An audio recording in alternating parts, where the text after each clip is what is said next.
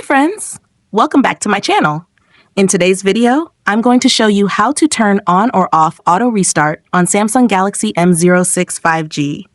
If you're new here, don't forget to subscribe and give this video a thumbs up. Now let's dive in. Step 1. First, unlock your phone and open the Settings application.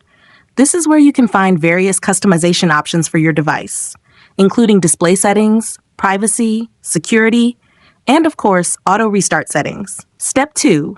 Now, locate the search icon in the top right corner and tap on it. The search feature makes it much easier to find specific options without having to scroll through multiple menus manually.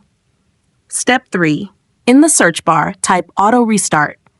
You'll see a few options pop up. Don't worry about the ones related to Wi-Fi or Bluetooth. You want to select the one that simply says auto restart. It might also be under Device Care or Battery and Device Care, depending on your phone model and software version. Step 4. From the search results, tap on Auto Restart.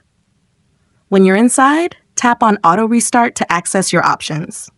Step 5. For the last and most important step, you'll see two main options: Restart when needed. This allows your phone to automatically restart if it detects performance issues or needs to optimize itself, like when apps are crashing or things are lagging.